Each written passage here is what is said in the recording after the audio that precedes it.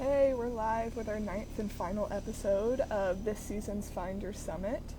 Today we're interviewing Jessee Livingston, who is a PhD candidate currently. She spent a couple years in the Peace Corp. Let's see, I want to add her in when she gets in here. Spent a couple years in the Peace Corps, attended Oberlin College, was a student athlete. But yeah, we'll be chatting with her today about what it's like to be a student for all those years, what her experience in the Peace Corps was, what she's up to now, how she's been spending quarantine, all of the above. So we're really excited to chat with Laura today. We just got to wait until...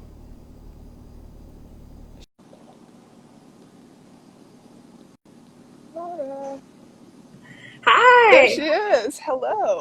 Hold on. Let me adjust volume. How are you? I'm doing well. How are you doing? We're doing well. I was saying that you're a PhD candidate right now. Also, side note, unrelated to me inviting Laura on the show, I invited her because she's a really cool person doing cool things, but Laura also is my older cousin, so she's been a giant role model in my life. Um, Oh, yeah, and I'm excited to chat with her. So, thanks for coming on the show. And my first question that I always start with is just like, what are you up to these days? Like, how has life been different between pre and post COVID as a student? that's a really phenomenal question. During the spring semester, everything went online pretty abruptly, and I was taking courses. Luckily, I wasn't teaching because I think it would have been much harder from the end of being the instructor having to transition. And also, pretty unfortunately, I had some research projects both in Wisconsin and Ghana that were very time sensitive. And for my dissertation, and because of the impacts of COVID, I had to really pivot and change what my research has been. But that has also given me the opportunity to be really reflective and be really intentional about what I'm recreating and reshaping for my research project. Yeah, I was gonna say, so I know that you were like writing your dissertation on Ghana, and so, or like it revolved around Ghana a lot. And so, like, with closing borders and stuff, were you supposed to be traveling and doing more research over there? I was supposed to be in Ghana right now, from the end of July until mid-September, collecting data and working with farmers to do research designs. But of course, yeah, now I'm not, I still have a good amount of grant funding and I hope to go back over the summer, but it would be for like an independent project and not at all related to my new dissertation topic. Oh, okay. Well, also, my other question was, what is the title of your dissertation and what's your PhD actually in? Great questions. So my new topic and title is Partnerships During Pandemic, and it's Okay. looking at how research partnerships are impacted by systemic change, whether that's a pandemic or from uprisings due to systemic racism, looking at how people are navigating their own research projects and changing them. And of course, this is like very meta because this is what happened to me. And I talked to my research advisor about it. And he was like, this is interesting enough and it's happening to enough researchers across the globe and it will continue to happen. You could write a dissertation just about this topic. So I'm really honing in on that. And even though that's my research topic, it doesn't really sound like I'm an environmental studies PhD student, but that's what I am. I got my master's in agroecology and really I'm an agroecological sociologist. So I pay attention to all the social issues, social injustices that happen in our food system. And right now I'm just focusing on a really specific part of the food system, which is the community-based research aspect of food. But I think all that stuff's super relevant right now, especially in like the social moment we're living in and the environmental moment we're living in, with that like social injustices are tied directly to environmental injustices. So, all of this research is very Yeah, applicable these days. I hope so. Um, cool. Well, let's get into some of the Finder Summit stuff. At Summit, like the whole Finder Summit show is kind of revolved around this idea that like everyone can do something great. It's just a matter of like committing yourself to whatever your summit is. And so, yeah, you've been in school for the greater portion of 30 years. Are you burnt out or still happy with, the path you've chosen? Um, I'd say I was pretty burnt out before COVID-19 happened. Was hitting like a point of realizing I'd did my undergrad, took that break for Peace Corp, and have now been in school for 4 years again, starting my 5th year. And that was kind of a daunting idea. And knowing that even though my classes have finished, now I'm a dissertator, I still might have many more years of being of researching and just still having like a student status. Yeah. But I think one thing that's kept me like super engaged with this is that I love teaching. And even when like all the other aspects of being a student get to be draining, just knowing that reimagining or reinvigorating, it makes me reinvigorated to imagine myself as a teacher in the future. So that's really what it allows me to keep going. And also this new project really invigorated me as well. So I'd say those two things have been what has kept me going through this. Yeah, just being optimistic through change. And like so my undergrad thesis, like I had to completely change it in the last 2 months of school because same situation, like COVID hit and it was like, what, I still have months of research and what am I going to do now? But yeah, just like working with what you got. So do you want to teach when you're done? Or do you want to do the research side of things? Which side of being a student do you like more? I really love teaching the most, but I also really love community engaged research. Not necessarily like the aspect of research itself, but more the relationships that are formed when you're doing research with people outside of academia and being able to incorporate knowledge and do research designs that make sense for people where they are, and not just make sense within the academic sphere. So I'd love to teach at a small school like Davidson or Oberlin, probably, that has like allows for smaller classrooms where there could be like a community engaged learning course, or service learning is also what it's called, that maybe we could do research with students and community, and that would kind of check all of my boxes as to what I'm interested in doing in the future. Yeah, that's like the dream. I keep, I'm 22, don't know what I'm doing with my life yet. Loving what I'm doing with Summit, but yeah, the whole idea of going back to school, because eventually, like, I maybe do want to go get a PhD, is like, only if I can teach somewhere like Davidson or Oberlin. It's hard to emerge from such a program and then not want to go back. Yeah, okay. Other questions. What are your, like, personal goals outside of, like, professional academic achievements? So, like, do you have anything going on, whether it be, like, personal growth goals or travel goals, although that's not really a thing right now, but yeah, like hobbies, etc. Yeah, well, one cool hobby is that my husband and I, Kirby, we found a free canoe on Craigslist, and so we've been just exploring a lot of the bodies of water around Wisconsin, and we're gonna head up to the Boundary Waters, which is in Minnesota, and it's this like beautiful, pristine area right between Minnesota, and you can actually canoe into Canada, but they don't want you to do that right now because of COVID. But there's like, it's just this amazing expanse of just water and islands, and you're portaging and moving the canoe around. So that's kind of our only real trip we have in mind, because of course it's no international travel right now. And a personal goal that I'm really excited about is that I'm working my way up to doing a century ride. So biking 100 miles in a day. I've only gotten up to like 60, a little more than 60 at this point, which is a metric century. But by the end of September, my goal is to finally reach 100. And this has definitely been like a quarantine hobby of like, well, I don't really have much to do for the next 6 hours. Why not just bike? Well, that's one good thing. Everyone talks about what they missed like before quarantine hit, but I've had a really like interesting experience talking to all these people about what's been the best part of quarantine for you. Like, how do you make light of the situation we're in? Because guess what? It's not leaving anytime soon. So, yeah. Bike riding, anything else? Like cooking a lot? I see you guys do that. Yeah, we started a garden in our house, and we are in an apartment, and we don't really have a good backyard space because there's a black walnut tree, which gardeners know creates a lot of shade and also emits like a poison basically to kill all the other plants around it so that it can grow well. So we had to be really creative with how we did our like planting, and did some in our front yard, and have been able to like talk to neighbors about gardening and kind of cultivate like a community around the food we're producing. And then also from that, cooking a lot, because we have a lot more produce than we have most summers, which is really fun.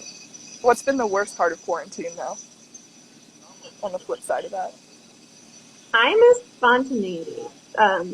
Just like having someone say, let's go and do this event, or let's go and have a happy hour after work, or let's just do something that I didn't plan earlier in the day or the day before. I feel like my days are like very routine based now. And like, if there is some spontaneity, it's because either my dog or my husband has integrated that into my life. So it's been interesting trying to find ways to feel that like excitement again. Yeah, Hmm. no, that's something that I think I was missing at the beginning of quarantine and didn't even realize that's like what the issue was. But yeah, Yeah. trying to find ways to like do interesting things Hmm. has been difficult for sure. Um, what's your favorite thing to do on the weekend? So like a big part of Find Your Summit is like this whole adventure idea and spontaneity and like doing things that are exciting. Yeah, so like let's talk pre-COVID. What like how did you fill your weekend time? Plus, what are you doing now? Um, I think for summer, it's not too different. We do a lot of canoe camping and bike camping. So just putting everything we can either into our canoes and bicycles and exploring different areas around Wisconsin. That's kind of what we would have done before, and is definitely what we're doing a lot this summer. Later today, we're going to head up to northern Wisconsin, bring our canoe and paddle around and camp on in different between different little lakes. And I think the only thing really different is that I live in Madison, Wisconsin now, and last summer and all the other summers that we've been here, there are these phenomenal community festivals that are bringing artists from around the globe and are just sources of enjoyment and interaction and so much dancing and fun. Yeah, And I definitely miss, and where we live is in between two parks that are host a lot of these free festivals. So I miss being able to just like walk out my door, hear some music, and follow it to whatever show is happening. that's so true. I think like also I miss music, duh. But Hmm. also I want so badly to stand in a huge crowd of people, like so badly, and just people I don't know Hmm. and have them all around me. But who knows when Yeah, that'll happen? Kirby and Um, I just went to an outdoor yoga thing, and we were like looking around, and we are like, there's 20, 22 other people maybe here, and we're all doing the same movement together, and that just like feeling of collectiveness is felt really good in that moment. And I think it's because of what you've been saying. It's like I haven't felt it in a good long time. yeah. Um, so also on adventure, like let's hit on this first. You mentioned that you do like the canoeing stuff and like pre-COVID, you guys traveled a lot, but you're really good at like you and Kirby falling on a budget. What's your best advice on like traveling with like deals? Yeah, that's phenomenal. I typically like to travel in countries where food and housing costs are less in general, so the global south often. And also flights can be really cheap. There's like Skyscanner and Scott's Cheap Flights, which are like two really good ways to find inexpensive flights. And as a graduate student on a graduate student budget, we're always looking for the best flight deals. And and traveling in groups really helps. So if you can find a group of like three, four, five friends to go with, you can cut costs, of course, on transport, taxis, and buses. Even you can like rent small little buses if you get groups of friends, which can sometimes be cheaper than other forms of travel. So definitely collective traveling has been one of the ways I've found to reduce costs. Traveling together, you create better memories and experiences that way too. And Definitely. then kind of a big adventure from your life has Mm-hmm. been you went to Ghana for how Yeah. long was it? Over 2 years with the Peace Yeah. Corps. Yeah. Mm-hmm. What was the best and the worst part about that experience? Hmm.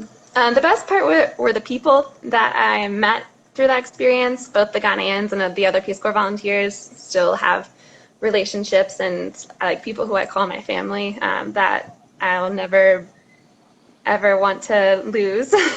They're just such a big part of who I am today and how I've grown. As you mentioned, like I went immediately after undergrad, so it was like a lot of my personal growth happened in that place, and there were a lot of people who were really important for that. Um, and Probably worse. was being away from, so I was dating Kirby, my now husband and boyfriend, and that was a really hard thing. We were doing long distance across continents for 2 years. He was finishing up his last year of undergraduate and then started a job teaching in the New England area, and so he also started his own life after college, and Yeah. we visited each other, which is fine. But I also think even though it was super difficult, it gave us space to really grow as individuals, and we realized we still liked each other after that, so it ended up working out, but it was definitely tough. I think that's a really like important thing for young people to realize, that it's okay to like let relationships and like personal growth happen parallel to like greater umbrella of relationships. Yeah, so I love to hear y'all's story whenever you talk about it. What was your biggest takeaway from your time at the Peace Corps? Well, it did inspire me to go to graduate school, and I went in with like a background in biology and geology with like a really specific niche knowledge of agroecosystems, and wanted to apply that to the people who I was working with in Ghana, which are mostly cashew farmers, and I started some beekeeping in there too. But then I realized that there were so many other systems like economics, social systems, colonialism that it shaped the way that our food system works, and without knowledge about those, without having like a really interdisciplinary approach, then I wasn't going to be as helpful as I could have been. So that really drove me back to graduate school, because I had so many more questions than I did when I entered the Peace Corps. Yeah, I think like every experience builds off of each other. What do you think is the biggest misconception for people who are considering going through the Peace Corps process? Because it is certainly not a program for everyone. That's a question I haven't really thought about in a long time. I'd say that 2 years can go by really fast.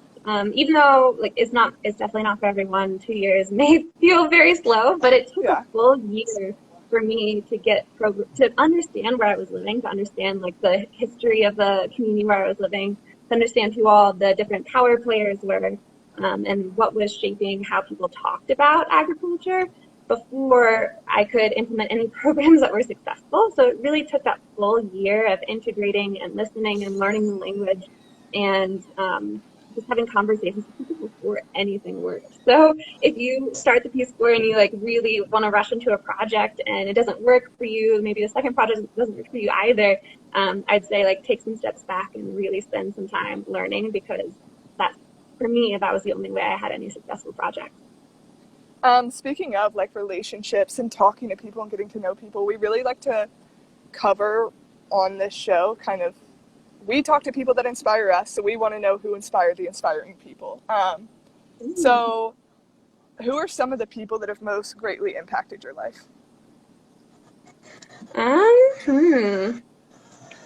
I really like to listen to a lot of Black feminists, and they have shaped the way that I think about my research. So definitely like Ida B. Wells, Audre Lorde, and the way that they talk about intersectionality, Kimberly Crenshaw, and thinking about systems of oppression and privilege together, that like definitely has guided the way that I think about my research. And also, as we're moving through this moment of social unrest and revolution, they guide and help me reflect on my positionality or where I stand in society, and how I can be best an ally and co-conspirator in my like personal life and also in my research. So yeah, definitely. No, that's any like advice that I can like put out there or like get out on platforms for people to like read more, or like people to follow, ways to get like more educated on these topics, is like keep them coming. Yeah. Any people in like your personal life, like so like family members or friends that have like greatly impacted your life in any way? I think, well, of course, Kirby, who's my husband, has like really dramatically impacted my life. He's really grounding and helps me think about like the here and now. And I'm like always like, before this was like, I'm gonna think about the next thing and the next thing, and this is where I'm traveling next, and this is what I'm doing, and never really thinking about like how important it is to be present. And so he brings a lot of like that grounding energy. And I also think I've told him to do things that he would have not necessarily done prior. So yeah, Yeah. definitely. I think we have this like yin and yang energy together. That's really nice. I was gonna say, I think those are the best relationships, though. Like someone who can bring out the parts of you that like need to be brought out, but in the like best way possible. Um, Mm-hmm. on a less serious note, you have one of the most contagious laughs like in the whole world. It's like you're in a room and you start laughing, and it's impossible to stop laughing. Who makes you laugh the most? Who makes you smile? Hmm. I think my sisters, as you know, Yeah, Sarah and Trisha and Nicole, they like are all phenomenal and just like hilarious humans. And if you get us in a room together, like we don't look alike, we don't really talk alike, we don't really like have necessarily the same like ideological or like personal preferences. But you put us in a room together, our laughs are so similar. It's like they're sisters, and we just like make each other laugh all day long. So yeah, definitely Sarah and Trisha and Nicole. the family importance. Mhm. Cool. And then, kind of my final question on this point, like flipping gears. It's crazy to think about the butterfly effect and like the webs of lives ordinary people touch with their own lives. As a Peace Corps volunteer and an educator, you'll probably touch a like disproportionate amount of lives over the years. Um, is that something you've ever given much thought to? And like, what are the values or lessons you would try to convey in your interactions and relationships?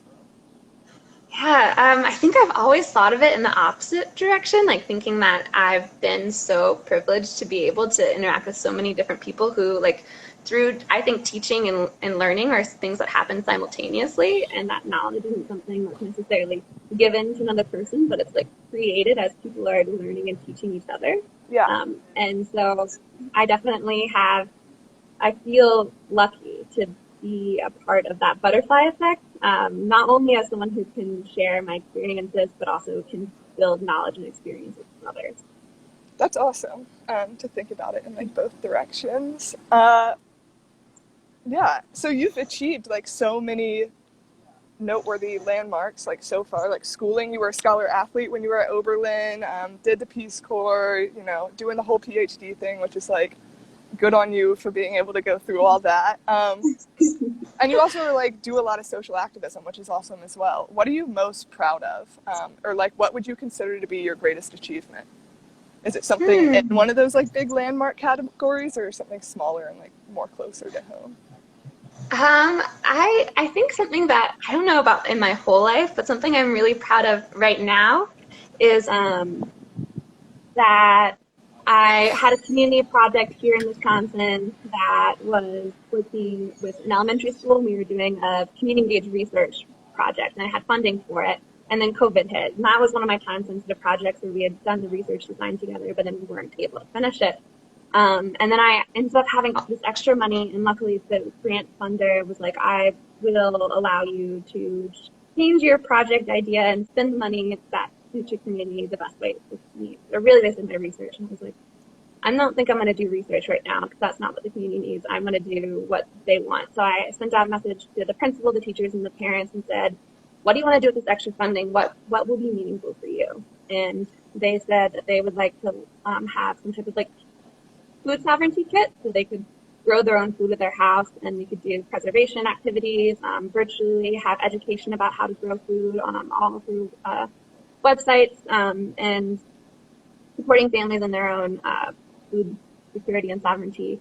Uh, and so that I think is what I'm the most proud of right now, not necessarily Yeah. because of um, it wasn't because of like my my grant project or that. It was because I had a community partner who was able to connect me with the people in that community and be able to contact and secure that communication and sustain it this whole summer. So we are still working with 50 families and doing different food sovereignty projects. We're delivering tomatoes this week that were donated, and we're going to teach them how to preserve them in different ways. So I'm very excited about how that turned out, even though it's completely different from how I wrote the grant. But that's still ongoing. That's super cool that it's been like Yeah. something that you can integrate long term. I think that's important when you do like activism work to like not just go in and like donate money or whatever, but like actually be hands-on and educate people so that it can have long-term effects. For sure. And really listen to people on the ground because they know what Yeah, they need. As a researcher coming in, like it's really easy to just know what you need for publications, but the community knows what's actually going to stick and work. So having that like two-way channel. And like really, yeah. exactly. Yeah. Mm-hmm. What's been the most difficult or frustrating obstacle you've had to overcome to get to where you are today? Hmm. I mean, academia is tough. It like really, if as someone who wants to be a scholar activist, it doesn't make it easy, and also wanting to do community engaged research is not easy within academia. There's specific types of research that are more often funded, that are more often published, and so just kind of having to create my own or find a niche that already exists within academia, but it's small, and then finding advocates who are already established, or professors who already have tenure, or administrators that already are higher up in their career trajectory who will help advocate for you. But I think that's been something that's been tough for me is finding allies within the academic system who are also co-conspirators and social justice minded enough to challenge some of the hegemonic norms that exist within our higher ed system. Cool. So yeah, that's challenging, Mm-hmm. clearly. What do you, how do you take a step back and find solitude and comfort when you're like in a really frustrating like headspace and like trying to like find these allies and people to work with, and like, you know, this is a long-term process to be able to do all that stuff, and I'm sure there are frustrating days. What's your go-to? Um, well, I have a phenomenal dog, Milo, who provides comfort and like solidarity through pets. But also, I have a pretty strong cohort of graduate students who are also fairly activist oriented, and so we can find connections with each other and also give each other hints as to who to put on your committee or who might be another support within your dissertation process and defense process. So definitely organizing a group of friends or organizing a group of fellow workers is really helpful has been helpful for me in the past. Yeah, I think like part of our Find Your Summit, that was kind of my final question I want to cover, but I want to make this point. Kind of Find Your Summit is a little bit like a personal thing. Like, okay, go tackle the stuff that makes you feel fulfilled, but like know that it's much better when you don't go at it alone. Um, Mm-hmm. Rely on those relationships. Okay, cool. Well, we're wrapping up, but I have rapid fire questions that I do at the end of every interview. Yeah, so here we go. First question I ask everyone, coffee or tea? Coffee. Okay, and then how do you drink your coffee? Hot in the morning, and if it's the afternoon and it's cold, I'll do iced coffee. We also have an espresso machine, so if I'm feeling like I need to treat myself, Go espresso. for the espresso. Um, and then we've been having this debate between people here, but do you drink alternative milks or you drink dairy milk? I live in Wisconsin, so we're all about the dairy here. Okay, great. All right. Next question. You guys go to a lot of breweries, love beer. What's the best beer you've had? And then Oh my I want God. the context as well. Like, if it was at a brewery, I want to know, like, the setting. Yeah. I'm thinking about, okay, definitely have one. There's a Nuclearis brewery, that's about a like 32 mile bike ride from Madison. And so imagine you like bike 32 miles, you have to go up Yeah, this massive hill to go to the top of the brewery. And they have these like kind of, not steep, but like fruity and dry, refreshing, kind of sour beers. yeah. And that I can't remember the name of it because it was 2 or 4 years ago, but I can still remember that moment of getting to the top of that hill, being extremely exhausted, and having a glass of that perfect I, beer. yeah. I love that. It's like no secret that my favorite thing in the whole world is to spend like a whole day in the woods, like hiking or like biking, do something outdoors for a whole day, and then you like sit down and you have a beer and you're like, thank goodness I made it. Yeah. Cool. That first sip. Yeah. So good. What's the most recent book you've read? So I'm reading. I'm trying. It's a Octavia Butler. It's the third of her series. It's like I can't remember the name of the book. I'm actually currently still reading it. It's like Imogen, maybe? Was a third of a trilogy of a sci-fi novel. And if anyone likes sci-fi, I highly recommend Octavia Butler. Her writing is just so fantastical and really gripping. And it's how I like, it's the Dawn trilogy. So it really gets it gets me out of a headspace. I get so tired of reading academic literature, and this like really pulls me into another world. It's so nice. That's awesome. So obviously just graduated in May. And you relate to this, you read academic literature all day, every day. It's been so cool this summer to finally read books that like I just wanted to read for fun and not just be like pounding textbooks and academic journals all the time. Cool, so I'll add that to my list. You and Kirby love music, so I have to ask, what's the most memorable live show you've ever attended? Ooh. I think was the first Bonnaroo we went to, a fish show. It was at neither of us have heard of fish, and I'm still not like super in love with fish, but that show was like amazing, and it was two sets, and there was fireworks, and it was on the Sunday, so like the last day of this Yeah. very, very large festival, 80,000 people or whatever. And just the mood of it was so phenomenal. And we were camping with people, and they were like, "You have to see this band. You're gonna love it." And for Kirby, like clicked like 1,000 times, and now he like follows fish around, or did before. Yeah, I was gonna say he like went to a bunch of shows by himself. Yeah.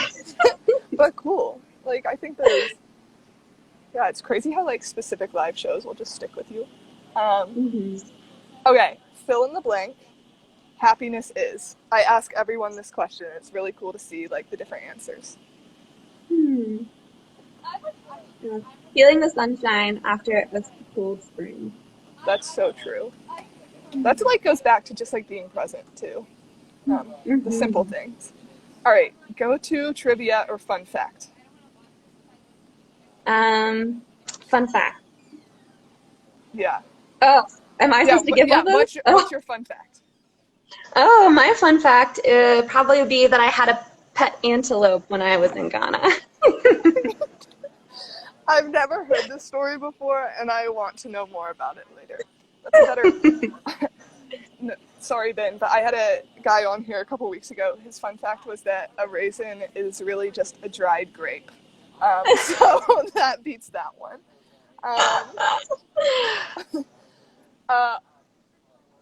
Yeah, and then my final question, words to live by. And this is like super cliche, but it's like how I live my life. Live locally, think globally. It's true. Like, that's a good mindset to be in. Cool. All right, well, thank you so much. This was our final episode of season 1, so season 2 is going to come up in probably like 4 to 6 weeks. Stay tuned for that, but it's going to be a series of all the incredible, strong, independent women that inspire us.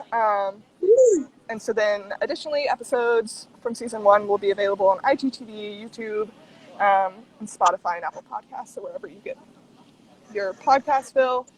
Other point that I want to make is that our Give Back Friday this week is for Camp Founder Girls. They're a foundation that started in 1924 in Texas with a vision to bring the outdoor experience to young Black girls in the San Antonio area. And so it became one of the country's first summer camps for Black students, and it's grown tremendously since then. We're really proud to be working with them and donating to them this week. So proceeds from our sales today will go to that foundation. Cool. So thanks, Laura. Yeah, thanks for having me, Olivia. This is so cool. Yeah, bye. Bye.